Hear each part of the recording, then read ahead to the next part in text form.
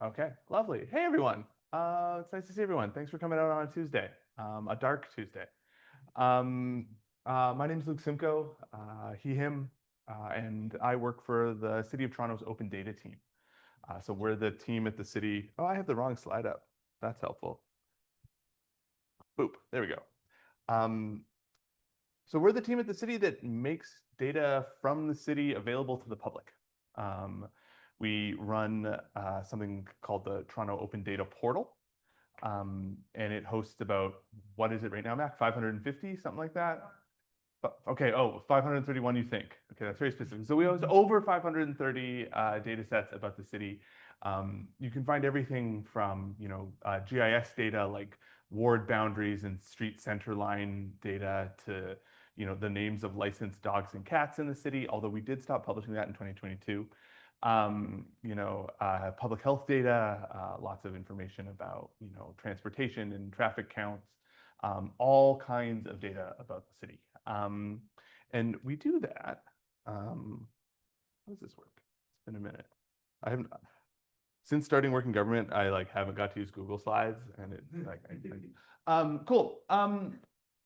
We do that because it gets used, right? Communities like this one here at Civic Tech Toronto take the data that we make available and do amazing, cool things with it. So too do researchers here at this university, policy advocates and community advocates out in the city take that, they conduct analysis, they use that to argue for better public policy and so on. You probably all in some way, shape, or form interact with or benefit from some of these tools. If you've ever used an application that tells you when the next bus is coming in the city, you're using something that relies on the city's open data and the open data program to work. And so there's some really great examples of work that's come here out of Civic Tech Toronto. If anyone here knows Mitch, he's not here tonight. He runs this thing called Open Water Swimming, which takes a whole bunch of city health data and environmental data and helps people understand where, when, and how it's safe to swim in Lake Ontario. Just as an example, there's Civic Dashboard, which a new member of our team, Ilya, works on, takes data about city council, makes it available to people. Matt Elliott uses it, has an open data section in his regular City Hall Watcher newsletter all the time, and so on. So there's all these examples of making data available, and that's what we do. But part of that is kind of understanding what data people want to use, right? What data they are curious about, what data would enable them to do some analysis, advocacy, application development, or so on, and kind of figuring that out. And right now, we do that kind of entirely by email. So I'm going to just bop around a little bit. This is the city's open data portal. FYI, I'm fully winging this presentation.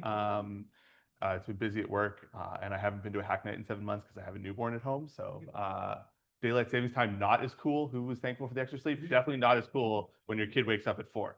So this is the open data portal. Right now, we have a request page. It tracks kind of the progress of requests that we've flagged from the public. But the way that you can ask us for data is by emailing us. You can send us an email and say, hey, you know what? I'm really interested in data about dangerous cats in the city or something, right? Whatever you want to do. And we'll go out into the incredibly large 40+ division city bureaucracy, and we'll try to find out who owns that data. And we'll, if possible and if feasible, we'll try to make it available on the open data portal. But it's all happening in an inbox. It's all happening in a dialogue that only sort of our team and the individual requesting that data can see. And that kind of gives us a bit of a narrow window, I think, into understanding kind of what data people want so that we can make the sort of open data program at the city more user-centered, more responsive to the kinds of data that people want and are likely to use. There's other places have other ways of doing this. This is our friends up in Ottawa who run an open data program. And they have this portal here on Engage Ottawa where you can request open data. So you can sign in to get notifications. You can click this little button over here that is currently blocked by my Zoom window. So I need to sign in. Anyway, I'm not going to do that right now, but you can click that and tell them that you want some city data. Specifically, I want to call out, also not here, but a member of Civic Tech Toronto, Sanal.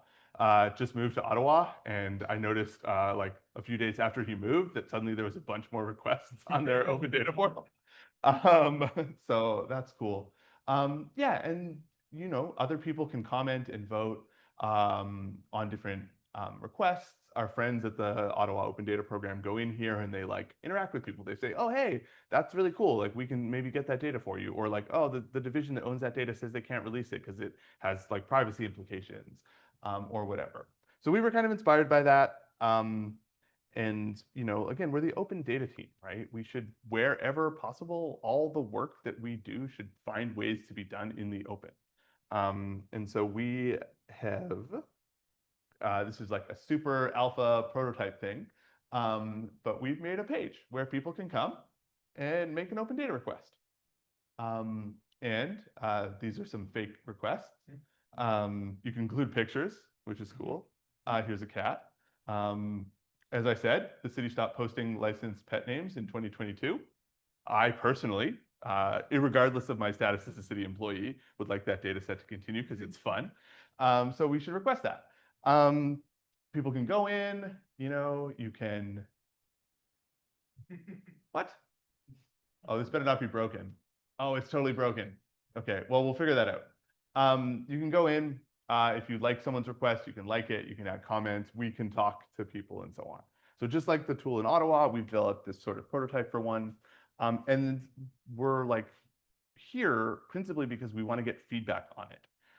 We're not going to do that like in this format, but as soon as I'm done talking, we're going to host a breakout in the back where you can come, you can kind of check this tool out, you can use it. Hopefully that access won't be denied. I'll double check that. And give us feedback on it. So we really, really hope that if you're remotely interested in open data or government transparency, or just sort of curious about how the city works because you're new here, you'll come, you'll take a look at this, and you'll give us some kind of usability and UI feedback. That's really kind of why we're here. Because like I said, we don't make the open data portal for ourselves, we make it for people like you. And so like making sure that this makes sense and works for you is really paramount to it being a success. So with that, there we go. I'm going to briefly leave this up here in case anyone wants to like take a screenshot of it or a photo. These are all the different ways you can get in touch with us. You can also come and talk to us. Mac, Ilya, put your hands up. We work at the Open Data Program. Come say hi. And I want to plug one other thing before we go to breakout, which is we're running the second incarnation of the City of Toronto Open Data Awards. So last year, for the first time, to celebrate 15 years of the Open Data Program at the city, we ran a series of awards that celebrated both external folks, like people outside of the city who use open data to make interesting things, to make a positive impact in their community. Mitch, the person who runs the open water swimming thing, was one of the winners actually last year.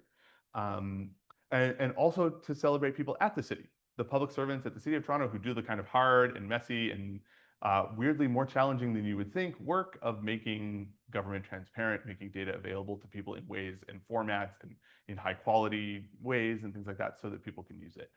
And we really hope that if you or someone you know is working on a project that uses open data, those are the criteria. It is some project that makes use of City of Toronto open data that you can submit. You can go to our website, open.toronto.ca. Finding the submission form, the awards is really easy there. So if you are working on something or have thought about wanting to work on something and need a little bit of motivation, applications close November 30th. So you've got this month if you want to like tackle a project and submit it. Or if, like I said, if someone you know or someone you work with or whatever is working on a project like this, we'd love to hear about it. And we'd love to celebrate it. It's also, if I'm being totally candid with all of you, it's also a bit of a discovery exercise for us. One of the cool things about open data is that it's open. You don't need to register to use it. You don't need to tell the city how you're using it. It's completely free and like you can use it anonymously and so on.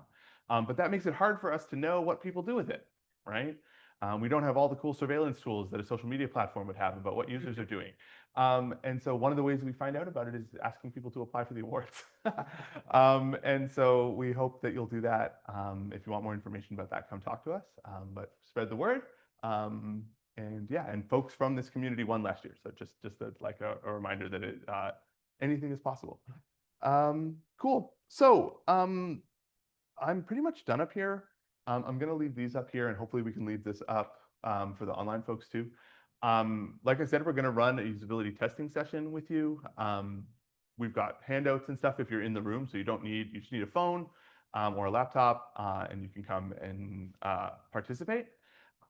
Frankly, we've got some mock-ups of the website taped to the wall, so you don't even really need a phone if you don't want to, but we'll see where we can go. For those of you who are online, we wanted to make sure that you could participate too. So this slide's really important. The first QR code will take you to that public request prototype that we mentioned, and you should be able to like make a request and play with it. The second QR code here is a link to a Google Doc where we are collecting your feedback. So it's a shared Google Doc for anyone online who wants to participate. If you're in the room and prefer to just like participate quietly, you're welcome to do that as well. So yeah, visit the prototype, share your feedback in the Google Doc. Instructions are on the screen. And if you're in person, please come join us when the breakouts happen. I'll pitch again or when we do pitches, but we're going to be in the back corner. We want to hear from you.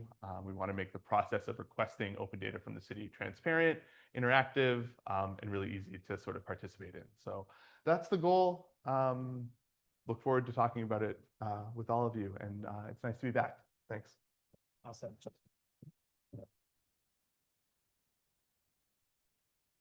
Thank you very much, Luke, for this talk. I will. We were quick. If we want to do some general questions about open Yes. data before we do that, we can do that. Anyone have any questions? Okay, start off. Sorry, that was such a nice ender that I was just like getting ready to go.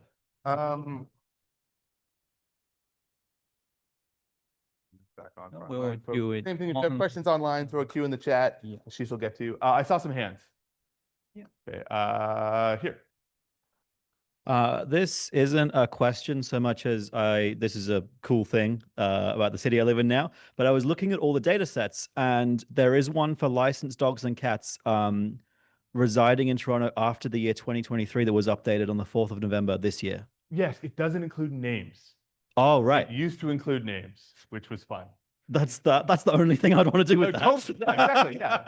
Important feedback. Thank you. We got Ben in the back.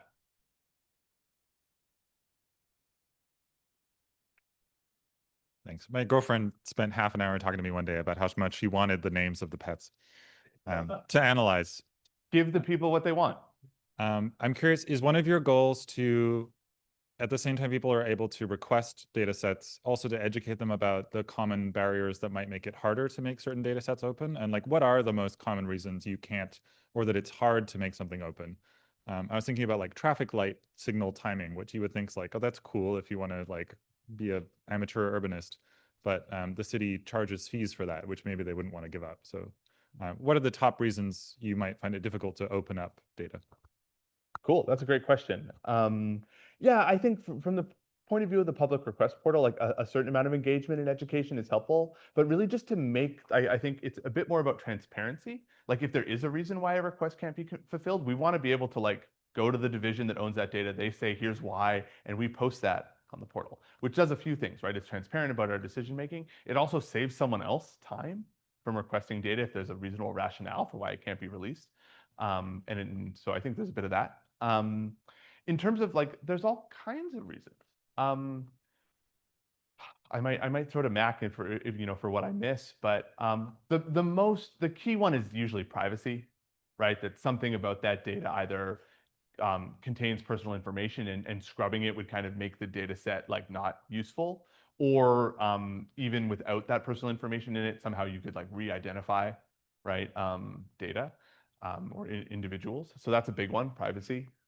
But truthfully, it doesn't apply that often to the kinds of data that people want on an open data portal, like the traffic timing, right? There's no PI in that, right? PI, personal information.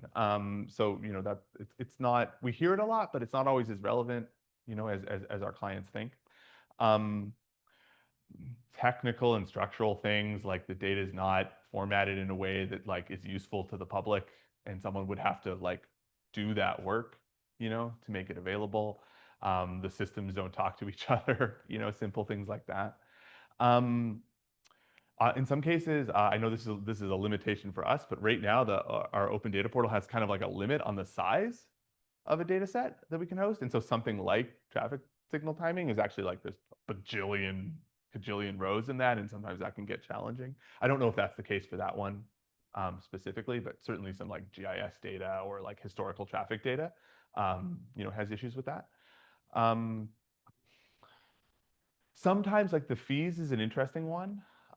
In very limited cases, the city does charge fees for access for data that is kind of expensive to produce, and we have something of an obligation to like recoup some of those costs. There is some language about that recouping of costs in some of our bylaws. For the most part, that's not so much a thing. Divisions realize that like the cost of administering that fee system is often more than they take in. But there are some examples of this, like the super high resolution like LiDAR photography of the city. Like that's really, you send like drones and airplanes with like really expensive cameras up in the air and piece it all together into like a data set of what's the word, Mac? The like satellites. Yeah. So there's definitely some of that. Yeah, like a lot of it is honestly, sometimes it's just like internal discomfort with the data being public. And I want to be really clear that that's really not often about transparency. Like we're not hiding something. Staff aren't worried that like, oh, like it'll make the city look bad if this data comes out. It's a bit more of a concern that like, because of how the data is formatted or because of how complex or nuanced the data is, that there's concern that the public will like misinterpret it or use it in ways that aren't like in alignment with sort of what it means or how it's supposed to be used. And so there's like, you can go to different data sets on the portal and there'll be like information about like the limitations of a data set. So for example, we have a shelter availability data set that loosely kind of like tells you where beds might be available in shelters, but it's not real time, right? And so it's very important that that's not used in like an application that tells someone that there's a bed available, right? Because they might go there and it's not true, and that's a bad scene, right? So things like that. Mac?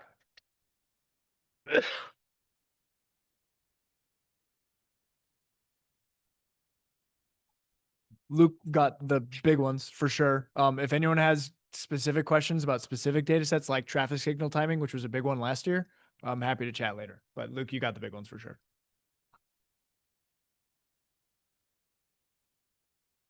Questions online?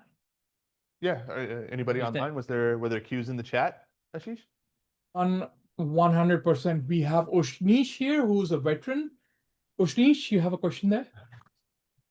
Yeah. So, Luke, you guys are open to collaborating with citizens on publishing more data sets where, like, as you mentioned, some of them are not perfect, have a bunch of errors, or, there's a cost to doing some processing. There might be a bunch of citizens out there, including those at Civic Tech, willing to invest that time to do the cleanup or do that processing and sort of collaboratively improve the data set to a point where it can be more publicly accessible, right?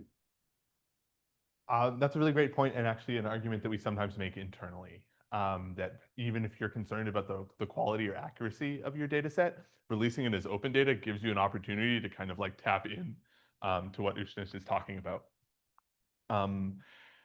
Some people get that at the city, that like is a bit of an interesting proposition for other people. So it's a bit of a culture thing, I would say.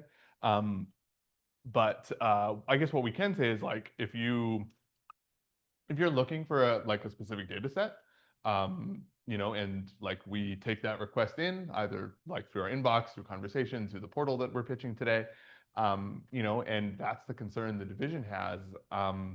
Because like the open data program, it's important to note that we don't own any of the data that we publish, right? That is actually like the data about traffic signal timing is owned by the Transportation Services Division, right? So it's really their decision, about releasing open data. We don't have some kind of like magic stick where we can like force, people in the city to release data. But suffice to say is that like we can bring that opportunity to them, and if they're, you know, if they're game, they're game. Oh, wow. Okay, a bunch more. Other questions online, just before we go back to the room?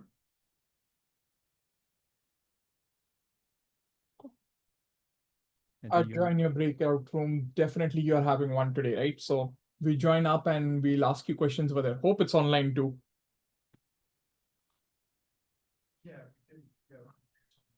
Sorry, I missed that. You're doing the breakout room online too, right? So we can ask questions again. I'm just Yeah, so we're not, so our breakout is not questions about the city's open data program. It's usability testing for the portal that we shared.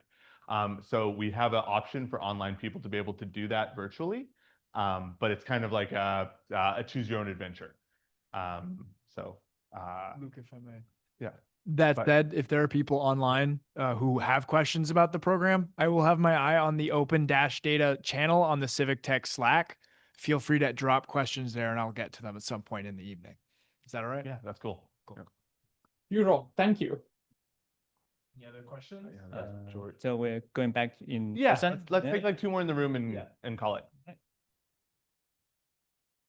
Hi, I was just curious about the composition of the open data team at the city. Like, is it a big team, small team? Are you guys like data scientists? Are you more policy people? Who do you report up to? Just curious about the team itself. Yeah. We have the luxury of actually being one of the more well-resourced municipal open data teams in the country. In some ways, that comes with being the open data team at the largest city in the country. We kind of ebb and flow a little bit on staff, depending on projects and how there's a bunch of esoteric stuff about how FTEs and jobs and stuff get assigned at the city. We're about, what, right now we're about 6 people. Yeah, but we've been as high as 8. It's a mix. Frankly, we need a bit more engineering talent. But it's a mix. So we have data folks, data engineers, software developers. My job is technically policy analyst. So I'm one of the more non-technical folks on the team. We also have something that I think is really cool. We have a service designer on staff, which is something I think like a lot more government teams should have. And her role is to sort of help us like understand our own processes, such that would like for like publishing data at the city, for the way that we interact with our clients and divisions and things like that, so that we can like improve those processes. They can be more user friendly, because like truthfully, like open data is seldom like the city or division's like #1 priority, right? Like it's going to snow in a few months. Transportation services needs to get the snow off the ground. That is generally more important to the people who work at the city than like the cool and important, but still like not as urgent function of like making high quality data accessible to the public. And that service designer helps it so that like our processes are as easy and as friendly and as helpful as possible, because we're kind of like a soft power team, right? And so the easier we can make it for people to publish data, the more likely they will. And that's a really cool function. Yeah, I don't know, like happy to get more specific, but that's kind of like loosely the team. A lot of kind of like generalists and jack of all trade people too. Jordy? Okay, I'll give you 2 options and you can pick which one you want to do. I appreciate it. If I gave you a magic wand and you can make any open data project from Civic Tech Toronto happen, or like kick it off or start it, what would be your like happiest possible project that hasn't already been done? Or harder question is, what is the open data's team on using AI or integrating AI into practices and services? Yeah. I don't have an answer for the first one. I honestly think that should be driven by the community, right? I'm like kind of committed to that idea. So it's like the best open data project is one that you want to do. Yeah, and obviously like AI is important, right? Or like, I don't know, important maybe the wrong word, like it's coming. People, you know, are interacting less and less with websites and a little bit more and more with prompts. So I think there's some really interesting opportunities to make the city's open data catalog like sort of more accessible to AI agents, right? In technical terms, we should probably have an MCP server for the open data portal. That's in our roadmap. Another thing, that there's a really interesting idea that sort of open data is for everyone, right? And it is, but like not everyone has the ability to like download a giant JSON file, parse it, you know, reshape it, do some ETLs, joins, and things like that, right? Nor should they. So there is in the future, I think, a really interesting opportunity to sort of interact with the city's open data assets in a natural language way.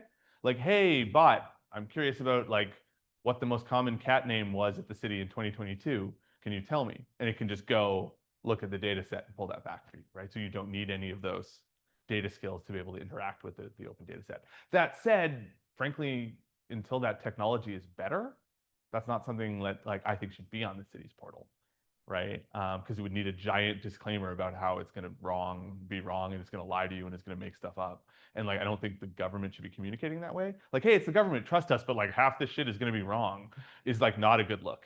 So like, I think there's a future where that gets better. That said, I think there's a really interesting role for non-government people to sort of be the tip of the spear on that. Like someone here could make that, right? And then it's cool. If it lies to you, that's fine. It's not the city's problem, right? But it's a cool tool. So.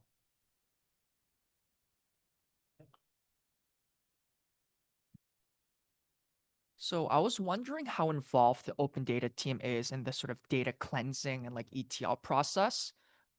Like how involved are you guys in with that, or do you rely on the individual city divisions to handle that, and you just act more as like a liaison? I'm going to admit that I missed the middle of that question, but it sounds like Mac heard it, and he's probably better positioned to answer it.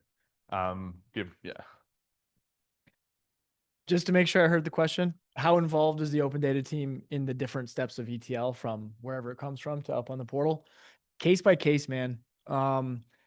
Luke did a really good point of calling out that the city is like 40 something different divisions, boards, agencies, commissions, like a bunch of different organizations doing our best to work together.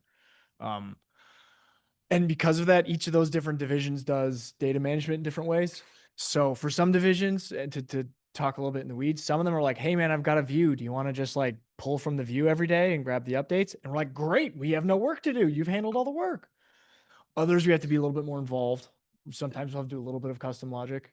But by and large, we leave the processing and the subject matter expertise and like the validation of, is this data true, to the subject matter owners, to the data owners.